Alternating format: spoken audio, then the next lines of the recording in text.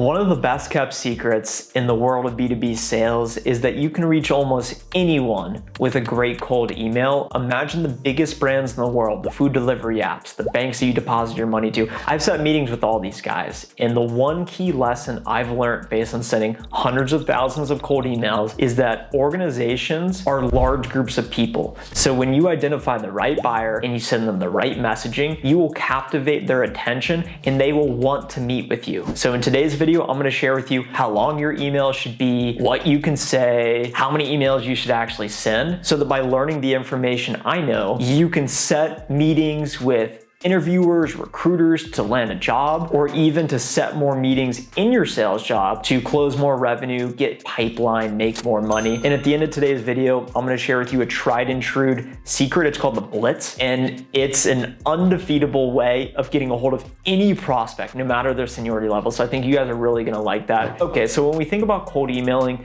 the very first tip, it should be pretty intuitive, but the email needs to be concise. It needs to immediately get to the point, and think about it less than 150 words. So imagine that busy executive. They're looking at their emails 80% of the time on a mobile device. So if you don't have a great subject line, if that first sentence isn't captivating, if it comes across as robotic, they're gonna instantly delete it. But if you can structure it correctly, they're gonna read it and at least consider responding. And if they feel like you went above and beyond, I promise you, even if it's not a good timing, they will make note, they will remember you, and at the very least, they'll acknowledge you for your effort. So remember, when you're thinking, okay, do I send a million mass emails? Do I send a few highly targeted emails? Figure out what is your blend, best of both worlds. One single template that can be multi-purpose depending on what industry you're reaching out to, what buyer you're reaching out to. So when you're putting together that template, I'm gonna share with you what you should say in the first sentence, the body, and then the call to action. The first sentence is you want to immediately call out a key initiative that's going to be relevant to that buyer. So for example, if you're reaching out to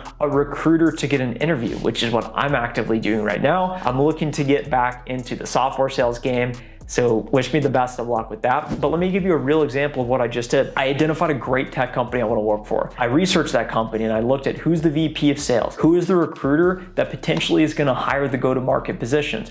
Once I identified them, I then looked at their active job postings. If you're looking for a job, an active job posting is that key buying signal. So my first sentence was, are you still hiring for the strategic account executive role? And keep in mind, I ended up getting 2 responses in less than 3 hours. So let me play this whole email out to you. And if you're reaching out to companies to set meetings with prospects, if it's a public company, it's pretty obvious that you should look at their 10K report, look at the recent company news. Maybe they just laid off 10,000 employees and their key focus of the CEO is cost cutting. So your very first sentence, it's gonna say, are you still actively trying to cut costs? So something along the lines of just playing directly to what they said their key initiative is. Hey, maybe they said they're trying to open an office in Europe. Hey, I noticed that you're opening an office in Europe. Period. Boom. Instantly they're thinking, okay, this person's done a little bit of research, they're speaking my language, I'm gonna continue reading on. So the next layer of the email is that body, and you're gonna highlight how your solution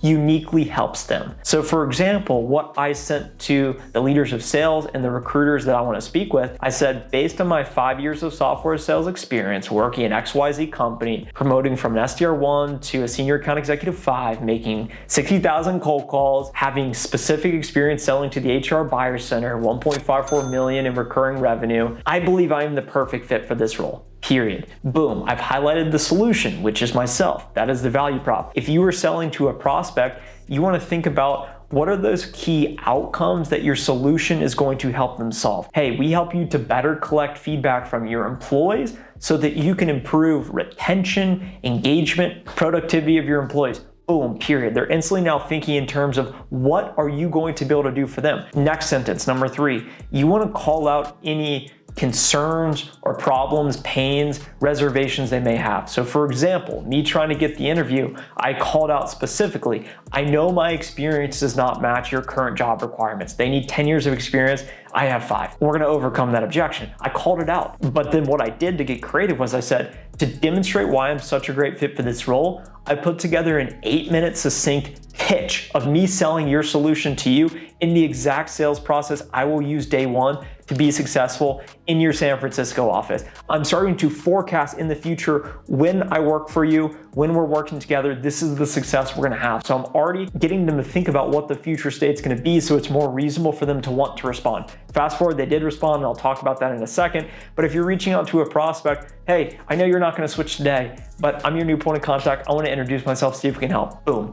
And then the final sentence is an interest-based call to action. You never wanna say, are you available Monday morning to meet for 30 minutes, da da da da. They don't wanna hear that. They're gonna meet with you if they wanna meet with you. Rather, you could say, will you meet, question mark. Or in my case, I said, hey, if you think it could be a good fit, I look forward to speaking with you soon. I'm giving them such a compelling reason to think about me.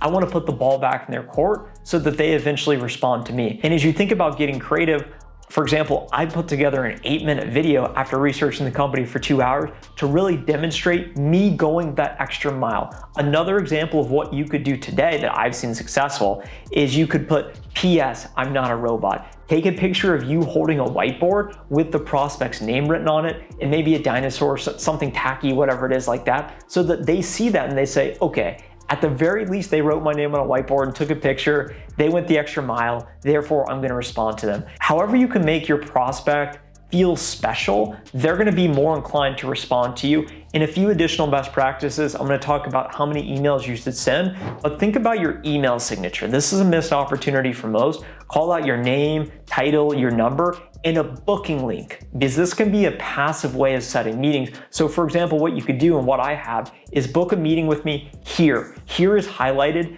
to a link that then allows them to access my calendar to book a meeting directly. This also comes in handy when you are interacting with prospects going back and forth. Rather than going back and forth wasting time, here's my link, book a time with me at your convenience. I'm sure you're familiar with tools like Calendly, but if you're looking for another tool today, I recommend TidyCal. It was made by a friend of mine. He actually helped me start this channel, so they're not paying me to say this. I wanted to recommend it in the event you are looking for a solution to provide your prospects with links. I personally use links all the time on LinkedIn when people want to meet with me or book interviews with me. I just send them the link, they book my calendar, and boom, it's all automated. So check out TidyCal today. It's the first link in the description below. And as you think about structuring your sequences or cadences, this is a question a lot of people have, is how many emails should I be sending? When should I give up? So think about your sequence, cadence. I use those terms interchangeably. As you identify buyer A,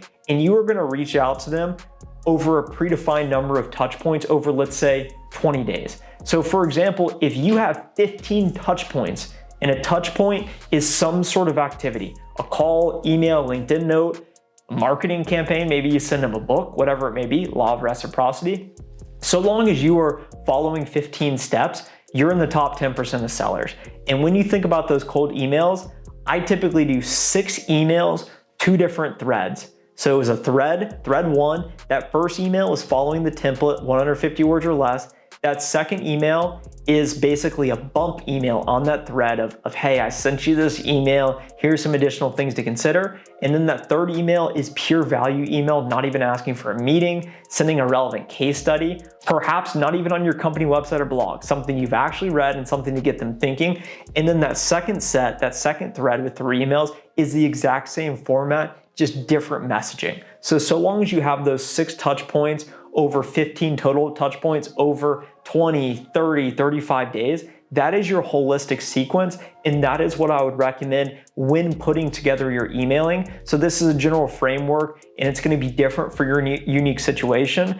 But the one strategy I can tell you that is tried and true and will absolutely work, it's called the Blitz. And I learned this from a director of sales. He used it on me, and I've seen so many examples of me using this without even knowing it. When you identify that prospect, it's all about getting their attention. It doesn't even matter if you have the best solution. It doesn't matter how much your product costs. All that matters is getting their attention so that you can eventually set up time with them. So what you do is you email them, you call them, and you send them a LinkedIn note within 1 hour. It could irritate them a little bit, but I promise you, by the end of that blitz, you send them a LinkedIn note. Hey, I'm gonna give you a call. You give them a call, you leave them a voice message. Hey, I'm gonna send you an email. You send them an email. You have attacked them from multi-channels and they may ignore you, but I promise you, they will know your name. I hope you appreciate this message here today and found value and know my name by the end of today's video. And if you want to see more sales training videos, subscribe to the channel now, comment any questions you have below, and I look forward to talking to you in the next video.